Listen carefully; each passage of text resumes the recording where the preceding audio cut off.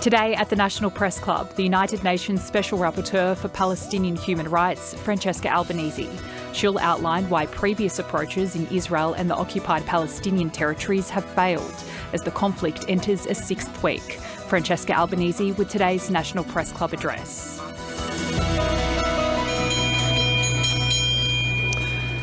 Hello and welcome to the National Press Club and today's Westpac address. We're coming to you from Ngunnawal and Ngambia country. My name is Tom Connell. I'm an anchor at Sky News and also the treasurer here at the club. Our guest today is Francesca Albanese. That's the only time I'll attempt the Italian today, I think. She's the UN Special Rapporteur for the occupied Palestinian territory. And with her address to the National Press Club of Australia entitled Israel and the Occupied Palestinian Territory, the Story You Choose to Tell. Francesca is a distinguished human rights lawyer with more than 2 decades of experience at the United Nations, including roles with the Office of the High Commissioner for Human Rights and the Relief and Work Agency for Palestine Refugees. Appointed as the Special Rapporteur on the situation of human rights in the Palestinian territories by the UN Human Rights Council in 2022, Ms Albanese is renowned for her expertise in enforcing human rights norms, particularly for vulnerable groups such as refugees and migrants across the Middle East, North Africa and Asia Pacific as well. She also co-founded the Global Network on the Question of Palestine, uniting professionals and scholars working on Israel-Palestine. She has a rich background teaching international law and forced displacement in European and Arab universities. The address comes obviously as a political debate intensifies in Australia about Israel's right to defend itself and the plight of Palestinian civilians. One protest, of course, turning violent in Melbourne as our political leaders have urged calm in Australia. You can follow the conversation at Press Club Ost or hashtag NPC. Please welcome Francesca Albanese.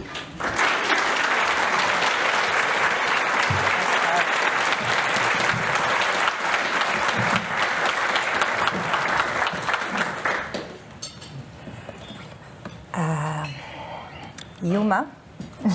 Hello everyone, and I wish to express my gratitude to the Australian Friends of Palestine and the Australia-Palestine Advocacy Network for inviting me to Australia months ago, before the inferno that has enveloped Gaza started and could be foreseen. And they invited me to meet with a variety of communities, constituencies, I'd say people of conscience, mostly, on unceded First Nations land. I pay tribute to the traditional custodians of the land where we are meeting today. And as a visitor to this country, but also as someone from the continent where colonialism originates as a method of control, resource exploitation and subjugation of the natives, it's particularly relevant for me to be here in my position as a Special Rapporteur on the occupied Palestinian territory. And it is so moving for me to be able to pay my respects to the elders, past and present, and extend that respect to all other First Nations people present or watching. The indigenous people in these countries, as elsewhere across the world, cannot and have never ceded sovereignty. And as I say that, my heart goes out to Palestine, where the indigenous Palestinians, or what remains of them since the majority were ethnically cleansed in 1947, 1949 from what is modern-day Israel, and in 1967 from the territory that for 56 years Israel has militarily occupied the West Bank, including East Jerusalem and the Gaza Strip. The Palestinians under occupation are fighting today an existential struggle not to be forcibly displaced from or fatally subjugated in the little that remains of their historical homeland. In fact, it is correct to say that the indigenous Palestinians have been progressively ethnically cleansed as of 1947. For those who are not familiar with it, my mandate entails monitoring and reporting to the United Nations on violations of international law committed in the Palestinian territory that Israel occupies. This position is honorary, though very demanding, as you can see, and this is a position that I'm proud to serve as the 8th and first woman in the 30-year history of this mandate. The toughest part of this is being exposed to endless suffering, where people are too easily killed, blamed, and smeared, as my new friend Nasser Mashni said yesterday while he was in front of an execution squad. You did very well, Nasser. And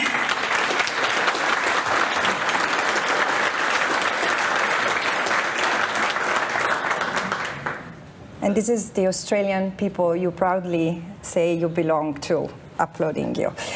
And you Palestinians are always questioned, second-guessed, misinterpreted, and defamed. As an independent expert, my focus is on conducting investigations of violation of international law, particularly human rights violation. I made a point since the very beginning of my mandate. I have a people-centered approach, and although traditionally this mandate looked at violations committed by Israel, have made a point that I look at all perpetrators, all violators of international law, including the Palestinian Authority and the de facto authority in Gaza. And I'm committed to observe the strictest standards of objectivity and impartiality. This means examining facts, all facts reported to me. As for those of you who do not know, I'm not allowed to visit the occupied Palestinian territory, although I'm mandated to do so by the United Nations because Israel prevents me from doing so. So I examined the facts reported to me and observed, and I analyzed them against the applicable international legal framework, humanitarian law of war, international human rights law, and other relevant instruments. And once I've made my analysis and come to the conclusion that international law violations have been committed, my task is not to create a balance or to be impartial between the victims and the perpetrators. My job is to insist on measures to restore legality, to undo justice, and to prevent further abuses and injustice. If the state in question cooperates, this can be dealt with easily and discreetly, but when the state authorities refuse to engage in constructive dialogues and in fact continue to blatantly violate international law, then at the risk of making myself unpopular, as my colleague and former Special Rapporteur on Torture, Niels Milzer, used to say, we have a duty to engage with the larger public and appeal to a broader public. Anything less would make me personally betray my mandate. Across this visit, which as I said, had been planned for months, I was prepared to discuss my findings through 16 months as a Special Rapporteur, which culminated in 3 reports. One focuses on the right of self-determination, another one on arbitrary deprivation of liberty, which mostly happens behind bars, but also beyond bars, and I can elaborate on that, and children. But since the beginning of my term as a Special Rapporteur and the years that preceded it, the realities in the occupied Palestinian territory have evolved as a troubling one, which could explode at any moment. For example, in 16 months of mandate, I've documented and reported the killing of 60 Israelis and 460 Palestinians. This was not normal. And I'm saying that to those in this country who still think or behave as they really believe that the war, whatever they call war, started on the 7th of October. And again, this has been the most lethal year for the Palestinians after last year one, which was already the most lethal in 20 years. And yet, the tragic hours we are living and the ground zero of humanity that we have been thrown into since the 7th of October obliged me to start from there. Since October the 7th, 13,000 people have been killed in Israel and the occupied Palestinian territory, mostly Gaza.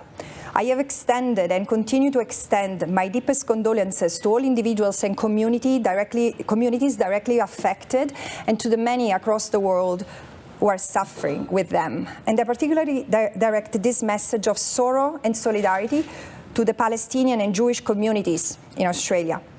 On October 7, approximately 1,200 Israelis and foreign nationals were killed and approximately 5,000 injured in Israel following attacks by Hamas from the occupied Gaza Strip. These are war crimes and must be accounted for. And in reaction, and claiming a non-existent right to self-defense under the UN Charter, Israel has embarked on an unrelenting bombardment of Gaza that has entered its 38th day and has killed over 11,078 people, 4,506 of whom are children. And let me be very frank, we don't know when we will know all the others who have been killed after yesterday, because the Ministry of Health doesn't have the capacity to count the death anymore. The carpet bombing of Gaza has also injured almost 30,000 people and displaced 1.5 million, more than a half of the population. And I should have said from the beginning that half of the people in the occupied Palestinian territory, half of the Palestinians, are under 18. 40% of them are not even 15. Half of the population in the Gaza Strip is made of children. 2,700 Palestinians, as we speak, are still under the rubble, gasping for air, in need of rescue, medical attention, or burial. That will not come. They will likely perish there, as there are no means to rescue them. And among those killed, there are hundreds of medical personnel and humanitarian officers and dozens of journalists. With over 100, I think it's 192 now, UN officers killed. This has been the most lethal conflict in the history of the United Nations. Around them, 50% of housing units in Gaza have been totally or partially destroyed. Hospitals, schools, mosques, churches, cultural centers, and universities have all been bombed, with entire neighborhoods leveled to the ground. Immediately following the events of October 7, Israel has tightened the 16-year-old unlawful blockade, preventing the entry into Gaza of all life-sustaining supplies, including food, water, medical supplies, and fuel. Humanitarian aid has become a tool of war, exposing the population to the inescapable risk of death. War crimes, crimes against humanity, must be accounted for, but also must be prevented.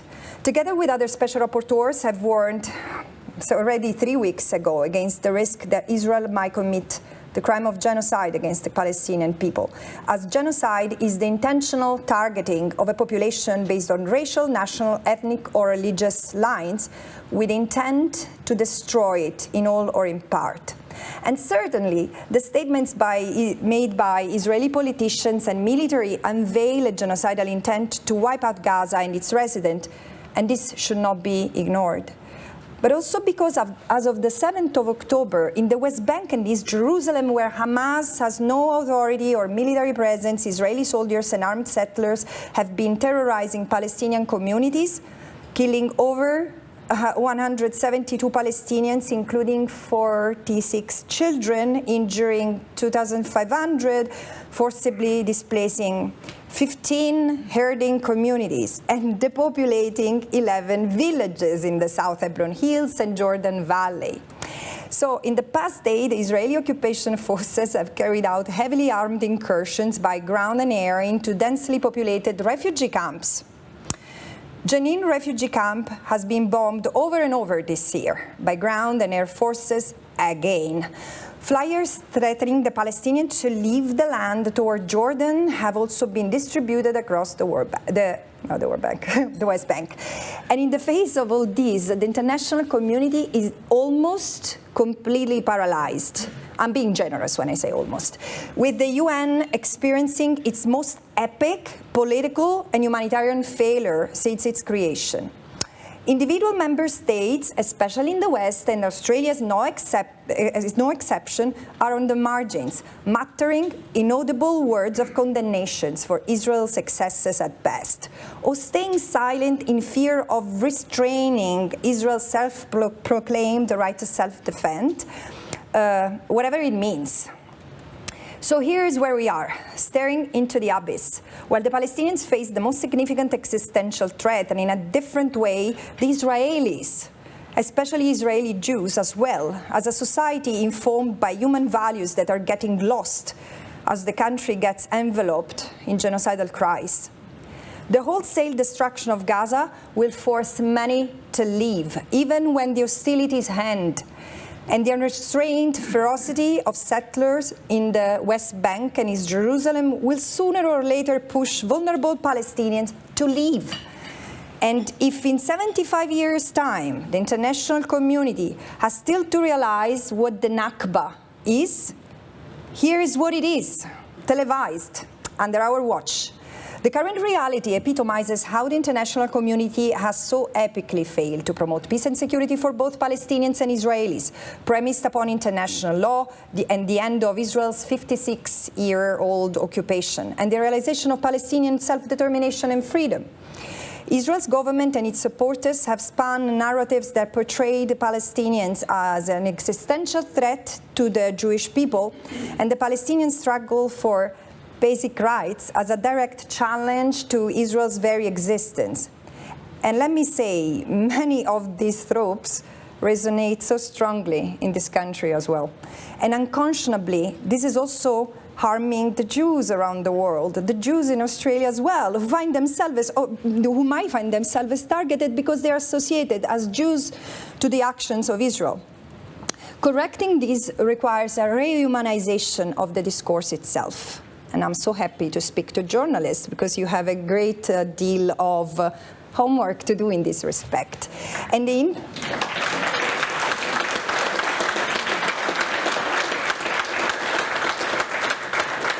this is what I like of the Australian people. First of all, you get my sense of humor, but also you take criticism well. So, yeah.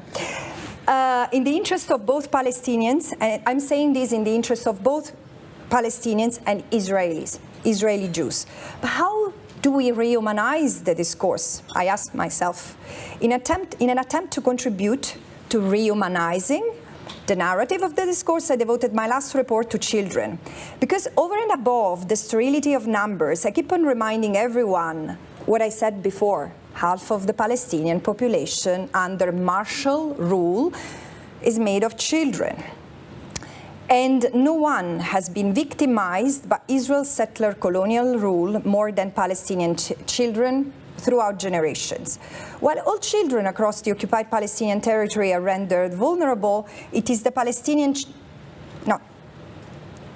While all Palestinians across the Palestinian territory have been rendered vulnerable, it is the Palestinian children who are most disproportionately impacted, tormented beyond what their tender age can bear. Israel justifies its use of force against them by presenting the entire Palestinian collective as inherently terrorist and as an existential threat to Israel and the Jewish people. This is not only incredibly dehumanizing and racist, it also unchilds the children, taking away the lightness of childhood and robbing them of their future. Since 1967, over 1 million Palestinians, nearly 1 million Palestinians, including children as young as 12, have been arrested and detained under authoritarian rules, military orders, which are drafted, enacted, enforced, and adjudicated by soldiers in military courts. Imagine children appearing before military courts. Palestinians under occupation have been subject, and in fact, under military rule or colonial emergency ruling, which only apply to them, while Israelis living in settlements are under Israeli civil law. Under this military order, which I carefully examined and described in my second report, Palestinians are often arrested and subject to long detention for the simplest acts of life and the exercise of fundamental human rights, like expressing opinions, gathering, pronouncing political speeches unauthorized by the Israeli occupation forces, or even merely attempting to do so. My favorite one is Participating in a gathering of 10 or more people, can be a vigil, can be a protest, can be a wedding, which is not authorized by the army, might lead to 10 years in jail. And this is not even the most serious. So Palestinians are ultimately deprived of their status of protected persons under occupation. They are often presumed guilty without evidence, arrested without warrants, and detained without charge or trial, and brutalized under Israeli custody. And this has been fully documented for 30 years now by primarily Israeli human rights organizations who can enter Israeli prisons. You have a wonderful journalist, John Lyon, whom I had the pleasure to meet when we were both... Hi, John. When we were both living in Jerusalem, and I've not seen him since, but he produced this wonderful documentary, I mean, wonderful, it's really heavy, called Stone Justice, 13 years ago, I believe. And I watched it recently, and I said, oh my God, it's still so current. And mass incarceration premised on the treatment of Palestinians as I said, as a security threat has been used. Why has been so widespread? Because it has been used to subjugate an entire population, depriving them of self-determination and enforcing racial domination and advancing territorial acquisition by force, because it's critical to understand that arrest and detention is functional to the expansion of the settlements. 95% of arrests take place within 1 kilometer from the colonies.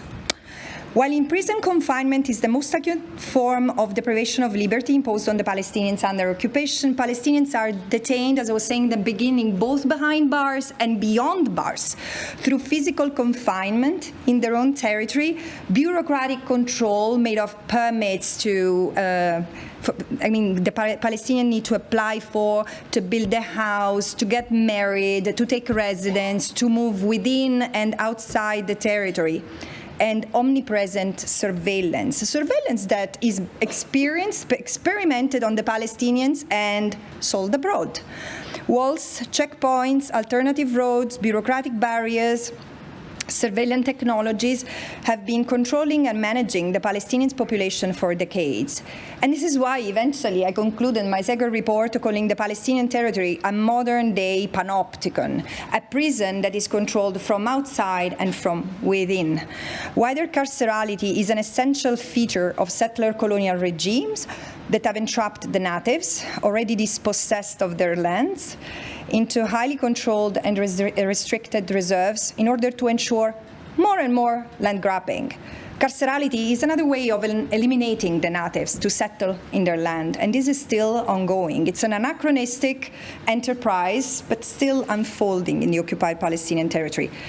But again, children are children, and today's children are tomorrow's adults. The necessity of reclaiming a more humane narrative is categorically imperative both to protect them and the society they will soon be part of.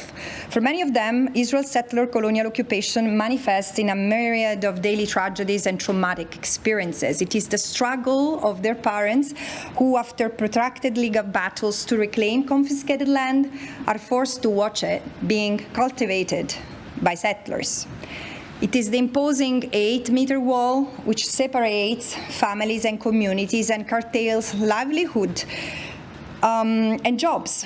It's a father's heartbreak as he demolishes an unfinished home, left with only the mortgage to pay, just because he was unable to secure permits from the Israeli military.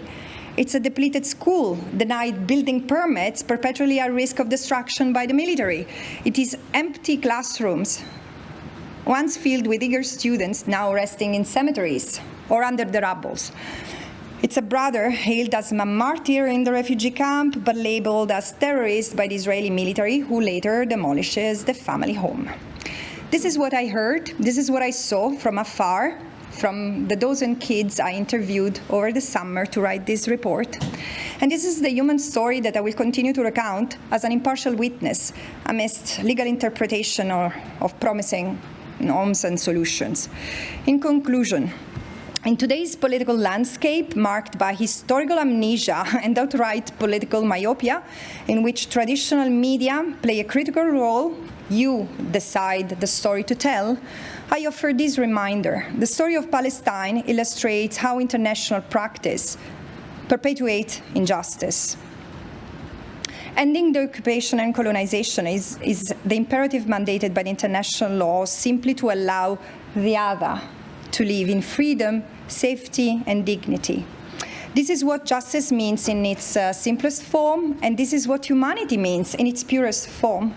And in this rehumanization discourse, I convincingly include the Israelis, because like the Palestinians, they are part of an anachronistic settler colonial endeavor, of course, with unparalleled responsibilities and suffering. But ending Jewish-Israeli domination will be a rehumanizing act for them as well, because no one can oppress and brutalize the other without themselves experiencing a loss of humanity in the process. Thank you.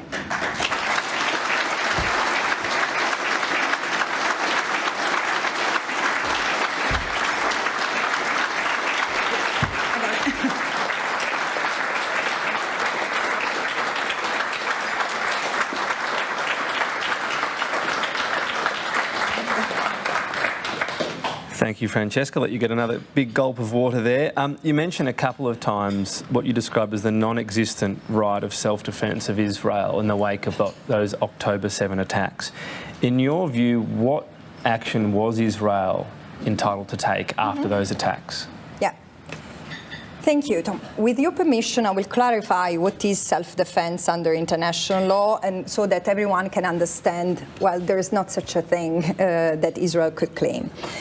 So, in common language, self-defense might be understood as the right to protect oneself, which Israel clearly has. Israel has the sacrosanct right and duty to protect itself, its territory, its citizens. Although it tends to confuse a lot its own territory with the territory that it's trying to annex under occupation, and this is illegal.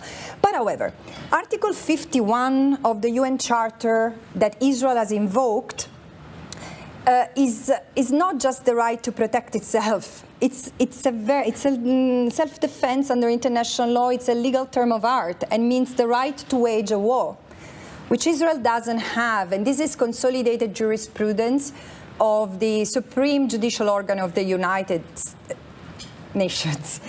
I understand that state practice might diverge, United States and Iraq, but the law remains the law, and this is what we should follow. So, the right of self-defense can be invoked when a state is threatened by another state, which is not the case. Israel has not claimed that has been threatened by another state. It's been threatened by an armed group. Qualify it the way you want, but it's an armed group within the occupied territory.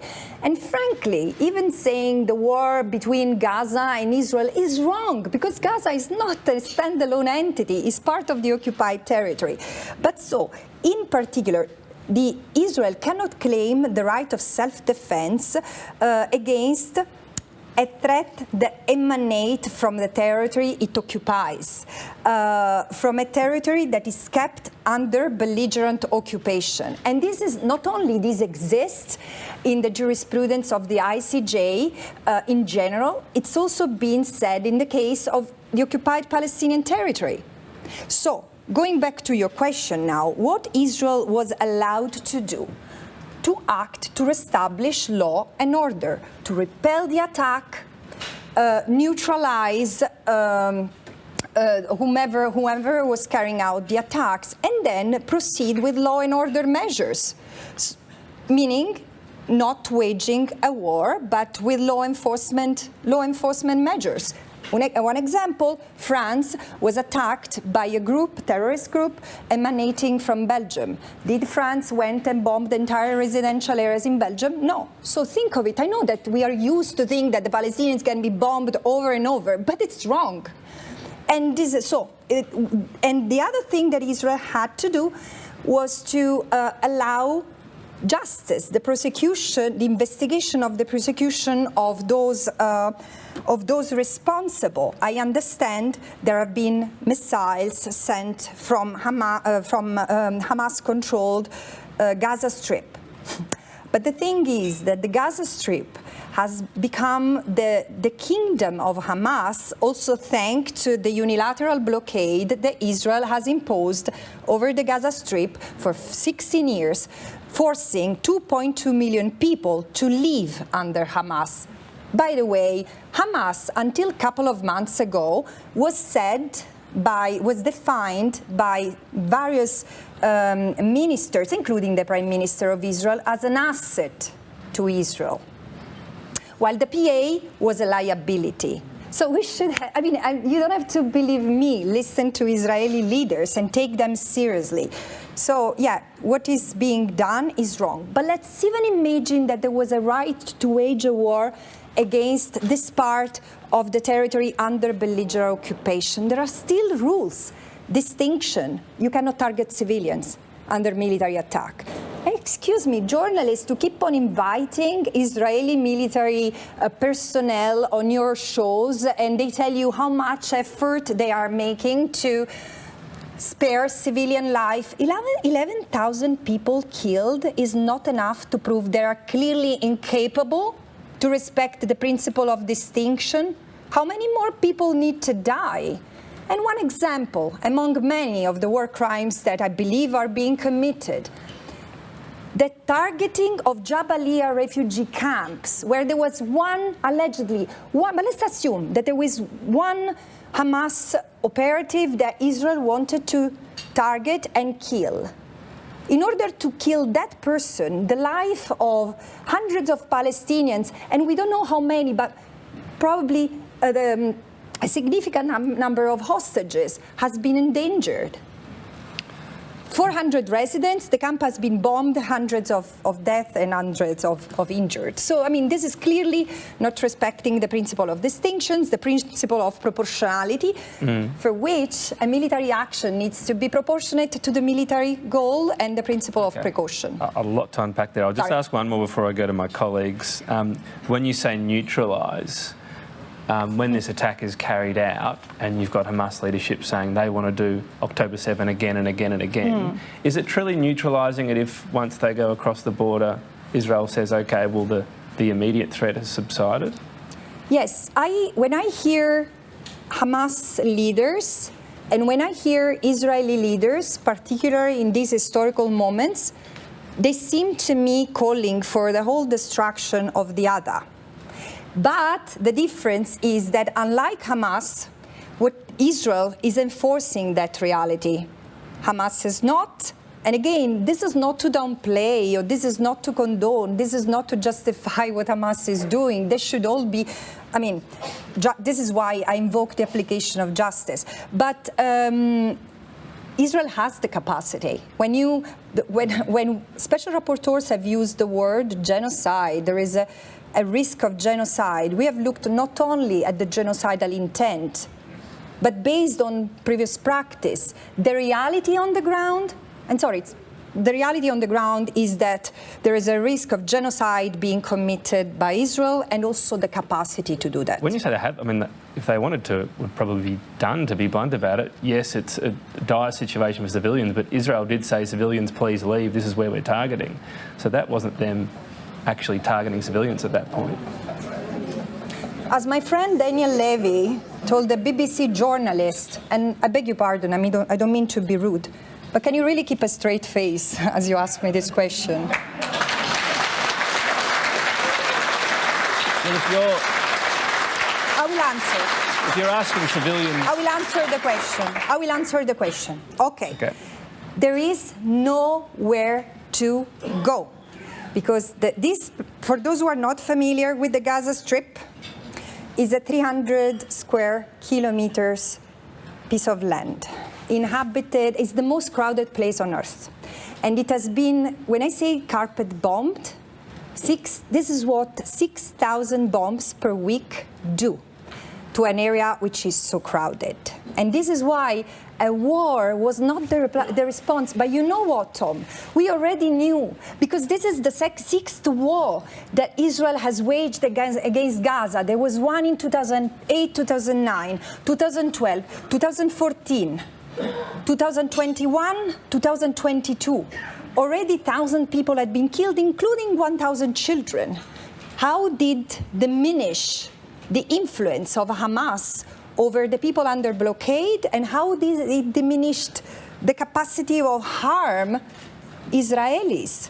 Palestinians have been left with nowhere to go, and all the more, all humanitarian actors involved or having a word to say on this have said that an evacuation order imposing 1.1 million the obligation to flee is absurd. It's unlawful.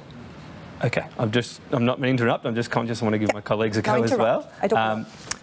If I could get a next question up from Matthew Knott from the Sydney Morning Herald and The Age. Thank you for your address today.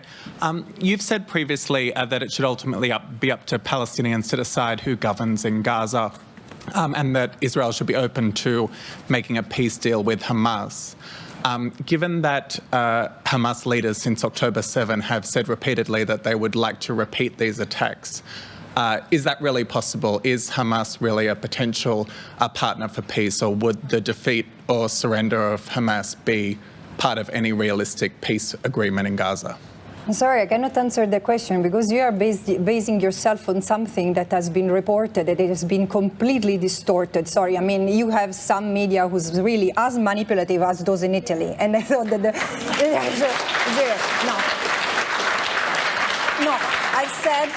I've said something else, that the military response cannot be war, must be peace. And the peace must be done with the Palestinians. But I mean, I'm also speaking of a non-legal peace, a peace, a reconciliation with the idea that Palestinians have same humanity and same entitled to rights, freedom, and dignity than the Israelis. So it was a very beautiful 35-minute conversation, and this is what the journalists got. I mean, I'm sorry, but this is not what I said. It has been completely distorted.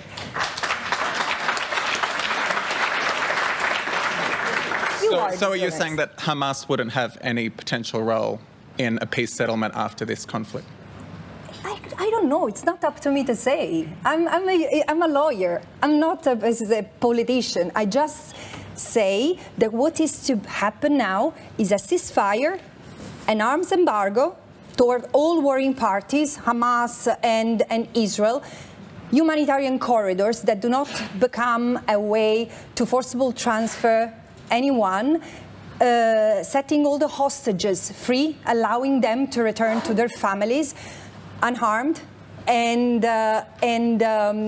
also liberation of all the Palestinians who have been arbitrarily detained. Many of them are children, and then a serious plan to undo the occupation, to end the occupation. Because again, let's assume that Israel manages to kill all the 20,000 Hamas operatives that, I mean, I don't know, these are the figures that are being given. But still keeps the Palestinian under occupation. Another form of resistance like this will emerge. So, Ms. Albanese, I know you say it's not up to you, you're a lawyer, but you know this issue intimately. Do you think it's feasible to see Hamas and Israel doing a peace deal, given what we know about Hamas? I mean, in its covenant, it says Israel will be destroyed. Let's say that it was a difficult but lasting wedding until the 7th of October. I mean, Hamas has been there also because it was in Israel's interest to have Hamas there. Excuse me, Hamas would have not been the force that it is hadn't it been for Israel's continuous interference with the formation of a Palestinian polity. And Hamas was strongly subsidized and encouraged to expand in the Gaza Strip in order to provoke a crack or broaden a crack in the Palestinian liberation organizations led by Fatah. So I'm not saying that Hamas was a byproduct of Israel, but Israel supported it a lot, while the other movements were considered terrorists and then crushed. Next question, Daniel Hurst from The Guardian. Daniel Hurst from The Guardian. There's been a bit of debate in the last few days in Australia about the status of protection of hospitals. Hospitals in Gaza have obviously been the scene of extremely horrific scenes. Article 19 of one of the Geneva Conventions says the protection to which civilian hospitals are entitled shall not cease unless they're used to commit outside their humanitarian duties acts harmful to the enemy. I just want your legal perspective on whether, as it's been claimed that Hamas has networks underneath some of these hospitals, this has been claimed, does that remove the right to protect or the obligation to protect hospitals? At what threshold do those hospitals lose their protection? Thank you. The threshold is very high because hospitals are particularly significant protected civilian objects. So the principle of distinction is that you not target a hospital. It's true. Article 19 that you quoted of the Geneva Convention establishes that the civilian status might be lost if there is there are military operations. But this doesn't mean bombing the hospital. It means giving the time to neutralize the military threat that comes from the hospital. And again, there are hundreds of UN staff and humanitarian officers, UN organization, WHO, ICRC, who have said, and frankly, this is on record, I mean, based on the experience from 5 commission of inquiries who have investigated previous situations where hospitals have been bombed because of alleged presence of Hamas operatives in them. There's never been such a case, although there are cases where Hamas has used civilian objects. But so, what does it mean that the hospital loses civilian status? As I said, it is to be proportional. The measures taken against the hospital needs to be proportional to neutralize the threat, and it cannot be bombed because it's going to destroy the capacity to provide humanitarian assistance to many, particularly at a moment like this one, because Al-Shifa Hospital has shut down, and now we don't even know where the deaths and the wounded will be taken. Thank you. As someone concerned for the plight of Palestinians, do you apportion some blame towards Hamas for using areas to militarise civilian areas? Say it again? Sorry. Well, if they're basing, say, military targets near hospitals or schools or civilian areas, do you blame Hamas for that as well? Blame is not a legal language, so I don't blame anyone. I blame my children when they do something wrong. Other than that, do you apportion? Well, I condemn. Okay. I condemn. So yes, of course. The thing is, again, a highly densely populated area like Gaza, where even the rural area is restricted area and under target, under fire by Israel. I would like to see Gaza living in peace like the rest of the occupied territory and Israel, meaning living in peace. But again, this cannot happen until there is an illegal occupation imposed on the Palestinian people, which again, they will always, and I'm not justifying this, but this is a natural force of nature. They will resist their jailer. They will resist the people who keep them subjugated. By the way, I'm not necessarily someone concerned with the Palestinian plight. I'm concerned with human rights violations that take place in the occupied Palestinian territory and might affect Palestinians and Israelis. I'm very concerned with the fate, the well-being, and the future of both. I would really like this to be absorbed. Next question from Noor Haider from the ABC.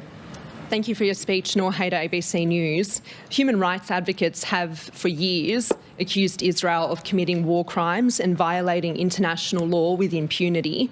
Many people are watching the death and destruction that's taking place in Gaza at the moment and are questioning whether there will ever be justice or accountability for the alleged crimes being committed. How can the paralysis that you spoke of earlier be ended? And do you believe existing international bodies like the ICC will be capable of bringing individuals to account for crimes committed before, on and after October 7? Thank you. First of all, I'm grateful that in 2021 the United Nations appointed a commission of inquiry to investigate on international law violations, including crimes prosecutable under the Rome Statute, that have occurred, and might still occur in the occupied Palestinian territory, including East Jerusalem and Israel. So for me, I have a lot of hope and expectations on the work of this Commission of Inquiry, first and foremost. And of course, I have expectations, legitimate expectations, like any lawyer from the International Criminal Court, and also national courts, because universal jurisdictions is a reality in many countries. So yes, there should be justice, there should be accountability, for sure. But at the same time, the kind of justice that both Palestinians and Israelis deserve is broader than retributive justice, because eventually both of them need to find a way to live peacefully in that land. There was another part of your question, which is what can be done to overcome the impasse, which is mainly at the Security Council level. There are other measures. For example, there is a history of the General Assembly, for example, stepping in under the Resolution 377 of the General Assembly, United for Peace. So when the United Nations Security Council is paralyzed, well, the General Assembly can take over. I've not heard much discussion around it, and this is also something I'm considering to see whether it's worth recommending under the circumstances. But eventually, international law is as powerful as the will of states to enforce it. Thank you. Next question comes from Alex Mitchell from AAP. Hi, Alex Mitchell from AAP Newswire, and thank you very much for your address today. I did want to ask you about the role of the media in covering the situation, and you've obviously provided a bit of feedback so far. But I suppose,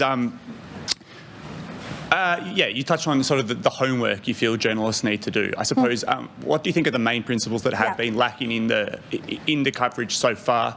What role do you feel Islamophobia has played in the coverage, and I suppose in the wider global response? Yeah, thank you.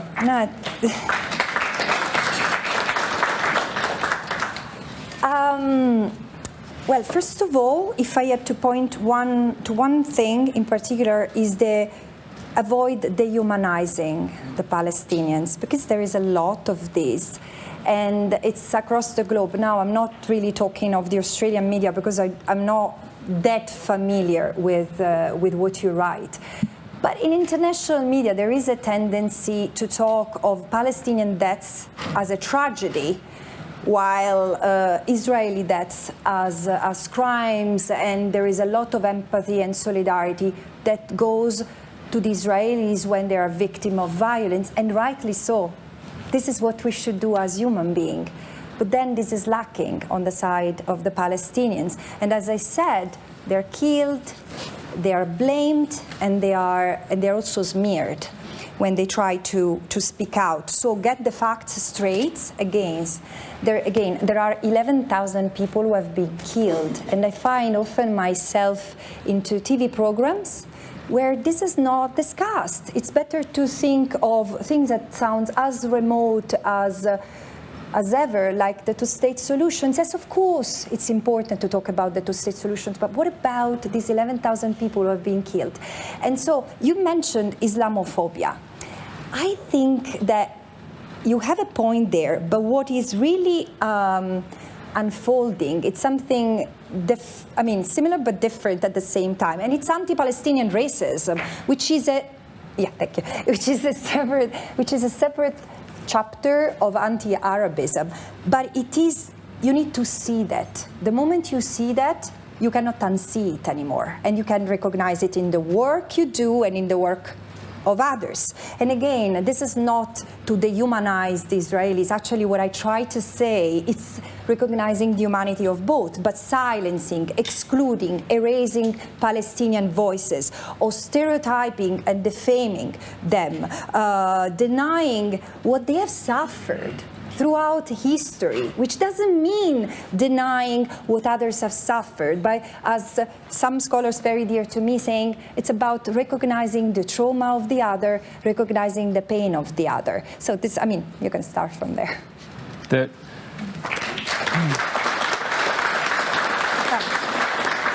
The thing you always strive for in journalism is the truth. It's difficult in the fog of war, and I suppose the other thing that you alluded to earlier was proportionality, which feels impossible to judge sometimes because we don't know what the alleged target was and how many civilians might have been nearby in many circumstances.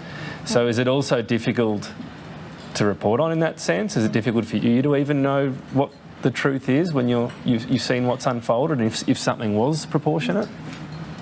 Yeah, this is why there are humanitarian people on the ground who can help you verify the facts. And then perhaps this is a good opportunity to trust the lawyers to give the legal analysis. Not me, but you have brilliant lawyers in this country. So, you don't have to do all the analysis yourself. But there are legal experts who can tell you whether, from an international point of view, bombing churches, mosques, entire residential buildings, without a clear military objective. Voila, this is the other thing, that the objective of this campaign has been very opaque from the beginning. There was no real military target, because the target was eradicating Hamas.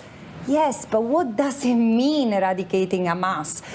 Because Hamas, like it or not, is a political reality. And what does it mean, eradicating it? What is happening is eradicating Hamas means, as meant, in 37 days, killing 11,000 people and burying under the rubble 3,000 more. So, no, this is not proportional, I can tell you. I guess my question was more about, on each individual element, what's proportionate, because we don't know. Anyone other than the IDF don't know what the targets were at that point, who was at risk. I might go to my colleague next, though, Sarah Tomevska from SBS. Thank you for your speech. Sarah Tomevska from SBS. As we know, the Australian government's position is that Israel does have the right to defend itself. The Foreign Minister, Penny Wong, has described Hamas as a craven terrorist organisation that does embed itself in civilian infrastructure. But at the same time, she has said that Israel has an obligation to observe the rules of war, and that the international community will not accept ongoing civilian deaths. Is this an appropriate response, or is this an example of what you've described as the paralysis of the international community? No, this is what I call amnesia and myopia and living in an alternative reality. Because again, before the 7th of October, there was already plenty of evidence of violations of international law. And so let me just articulate some.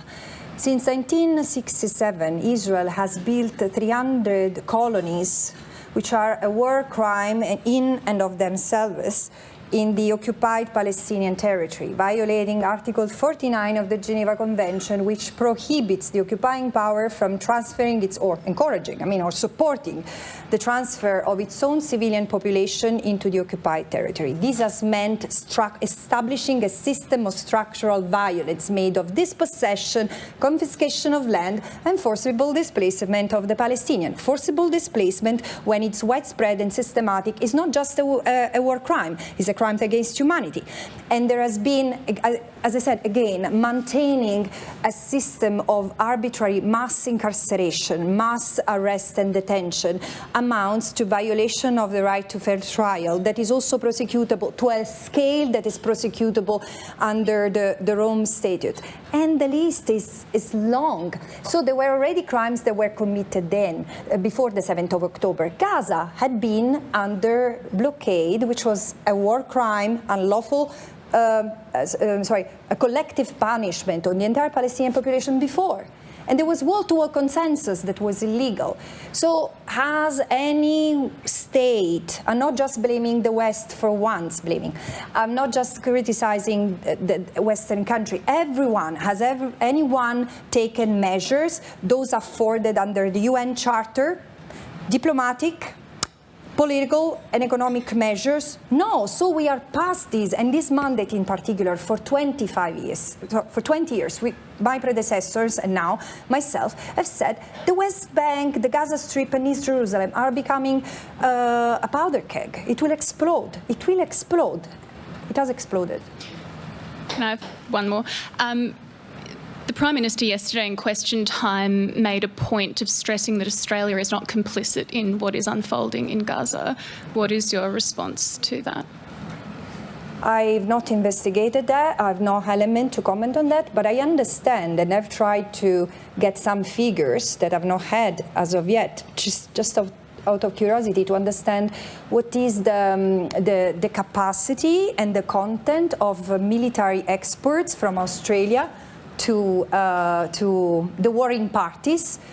I mean, this could be understood as being responsible for what's happening. I mean, many have called for an arms embargo, as it happens under these circumstances when serious violations of international law and crimes are being committed. So this is something on which you, journalists, may want to insist. Got a question from... Got a question from an interested viewer, Mark Kenny of the ANU and Canberra Times. I think you alluded to this before when you mentioned powder keg, but he asks, has the severity of this conflict radicalised ordinary Palestinians and made a possible two-state solution even more unlikely, and would a more moderate Israeli government improve that? The only thing I can say, based on my experiences, and not just in Palestine or in occupied Palestinian territory or Israel, and it's a more broader sense, is that violence begets violence. And so I don't think that there is evidence to say that the violence that Israel has imposed on the Palestinians has really radicalized the Palestinians. I'm still mesmerized at what Chris Edges called the miracle of kindness that the Palestinians still carry through and through. So I don't know if it will radicalize them, but it's leaving them without hope. And if I look at it from the perspective of children, this is so unfair, because it's not only destroying their present, but it's incapacitating them in the possibility to envisage and to enjoy a future. Next question from Daniel Hurst again from The Guardian. Daniel Hurst again from The Guardian. I get a second go.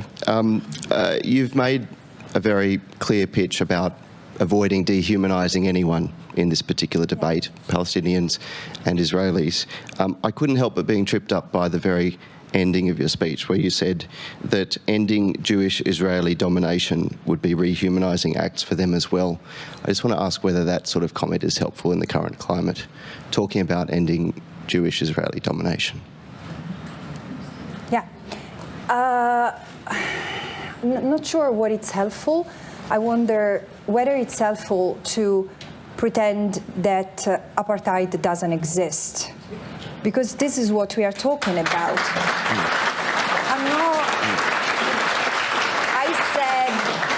I said domination, not existence. Now, if we are unable to envisage Jewish Israelis living without, being on top of the other, I think this is a problem. And this is where we need to correct our own approach to the other. Because how would you expect the Palestinians to want to live subjugated?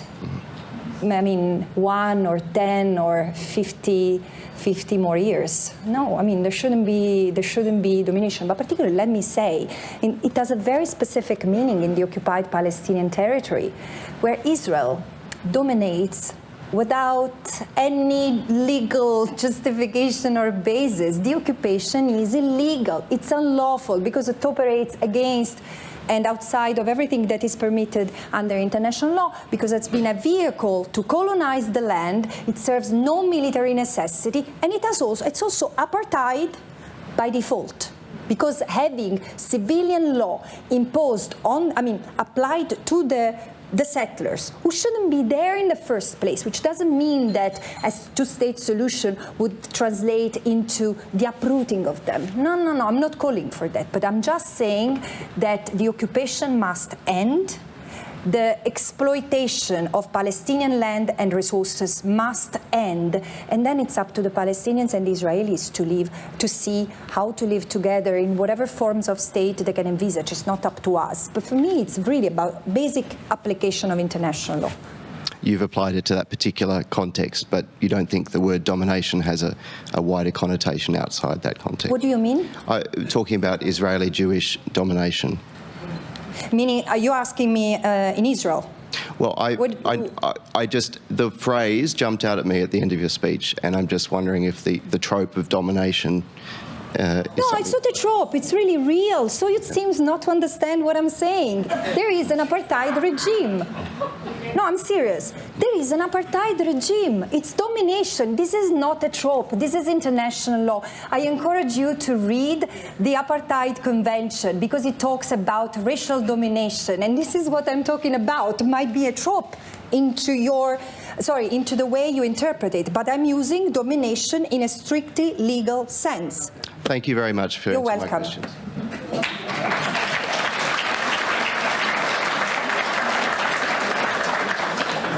I think we've got, yes, one more question from Noor Hayder from the ABC. Just another question. I'm curious to know whether, as part of your tour, you've approached or sought a meeting with the federal government, and if not, can I get your response to those who argue, including the Australian government, that the United Nations has an inherent anti-Israel bias? Does the Australian government say that? I'm appalled. No, I don't think there is an anti-Israeli bias. Let's look at the reality. It's true. I mean, in my interactions with the Israelis, who are not necessarily, and I fully appreciate, I mean, there is such a level of manipulation of the information. So many Israelis do not tend to see the United Nations as a system naturally friendly. But the thing is that there has been such an impasse at the UN Security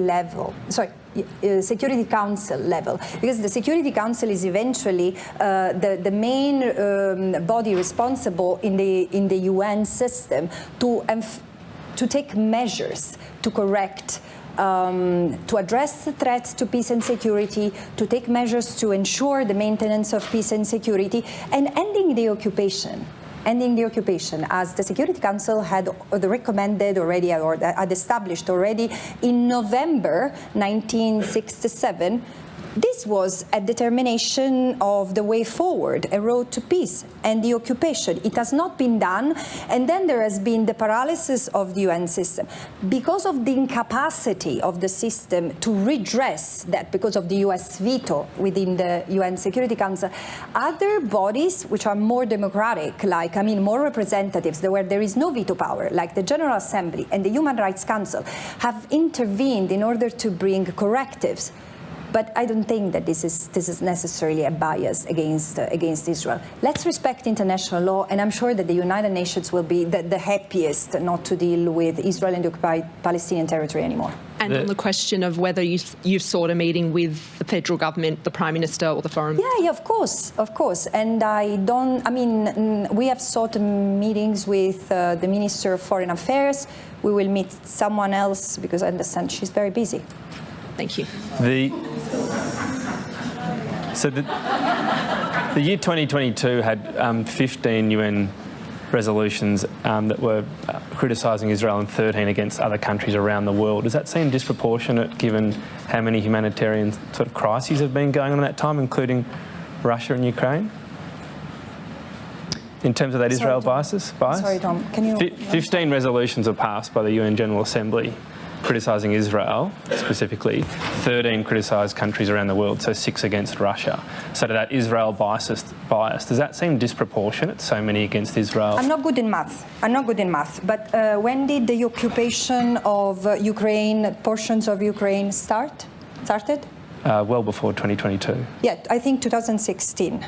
So how many resolutions have been passed since 2016? You said 15 resolutions on Russia? Well, the point is 13 I know any what's country. your point. Yeah, Look at the maths. Well, I said 6 for Russia, but 13 of any country around the world versus 15 against Israel. You mentioned Russia. Well, there are not many countries in the world which have these situations. My question is around that being proportionate. No, but it's not any country. Here we are not talking. My mandate is not to talk about the violations that Israel commits against its own citizens.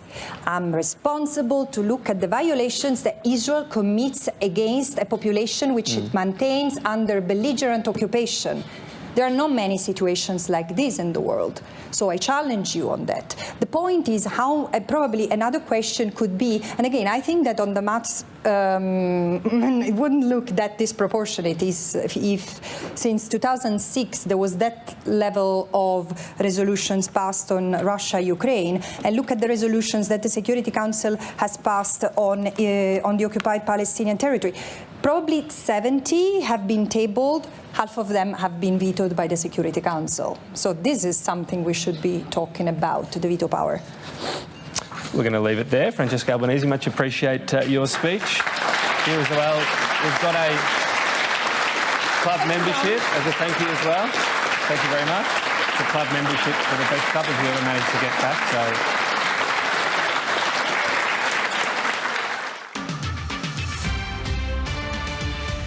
That was Francesca Albanese, the UN Special Rapporteur for Palestinian Human Rights, speaking at the National Press Club in Canberra. And listening to that was Nicole Johnston, a foreign correspondent who spent more than 10 years covering the Middle East and who's lived in Gaza specifically as well. Hi, Nicole. Thanks for joining us. So what stood out for you from that address? It was a very powerful address. It was firmly rooted in international law and discussing the history of the occupation. And I would say it's the kind of address that we don't hear in Australia very often. I think on international law, we heard a lot about refugee law, occupation, blockade, annexing land, land appropriations in the West Bank, attacks by Israeli settlers, the rule of law, self-defence.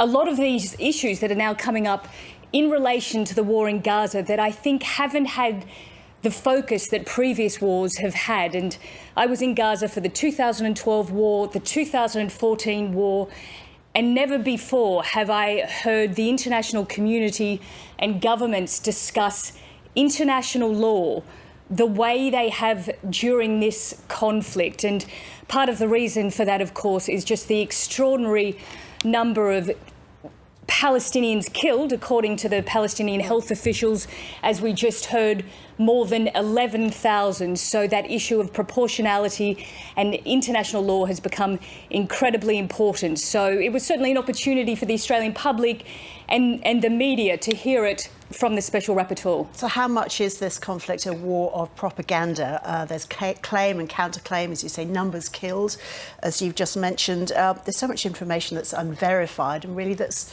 right now impossible to verify. Well, that's right. And perhaps one of the reasons it's impossible or difficult, as we heard some of the journalists saying, to get to the bottom of it, is because Israel has closed the borders into Gaza. Israel is not allowing journalists to be in Gaza and report on this conflict. They did that once before during the 2008-2009 war, closed the borders, no journalists allowed in. 2012, 2014, they were allowed in. And here we are in this particular war. Again, journalists have been blocked from entering. As you said, it is also, of course, a war of propaganda on both sides. For example, the number of people killed has been a really interesting one. We had the US and Israel come out, cast doubt on the numbers that were coming out of the Hamas-controlled health ministry. We then had Human Rights Watch and other international organisations come out and say that in previous wars the numbers had been on track, that had been reported, and were often underreported because, as we just heard from Francesca Albanese, it could be that there are 1,000, 2,000, 3,000 Palestinians still unaccounted for beneath the rubble.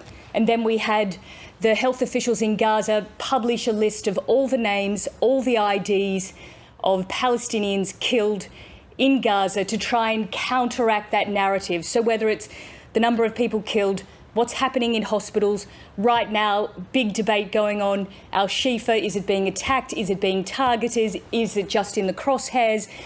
Where does international law sit in relation to all of this? So, yes, I mean, it's certainly complicated, not helped by the fact that journalists aren't there. Well, foreign journalists aren't there, obviously Palestinians are. Drawing on your experience of past conflicts and what you've seen from this one then, Nicole, how do you see the current situation? What's your assessment of where things are? Look, it's really difficult to say where things are going to go. I mean, as for where they are right now, it still feels as though we are in the early stages of this. Gaza has been divided into two. It's street-to-street battles, house-to-house battles. Whole neighbourhoods have been destroyed. We have this sort of international debate going on about how far Israel can go. There is a sense, certainly, and I think we talked about this even a couple of weeks ago, that some of the international sympathy towards Israel after that brutal and heinous attack by Hamas is starting to wane because of the number of civilians who've been killed in Gaza, particularly children, more than 4,000 children. And as we even said a couple of weeks ago, the longer that international pressure starts to build on Israel, the more difficult it will become for them politically, internationally, to sustain that campaign. And we had very strong words from US President Joe Biden yesterday in relation to the hospital, saying that it should be protected. So Israel is under pressure also to get those hostages out and to finish what it started in Gaza. But we don't know what comes next. What will be the end game? How will Gaza be managed? How will it be rebuilt? Who's going to control it? How will they even eradicate Hamas, as we heard from Francesca Albanese? It's a big task to eradicate an organisation, or as Australia defines a terrorist organisation, deeply embedded into the civilian infrastructure and population of Gaza. Nicole, always good to see you and hear your thoughts. Thank you. The New South Wales government is reviewing whether its anti-hate speech laws need a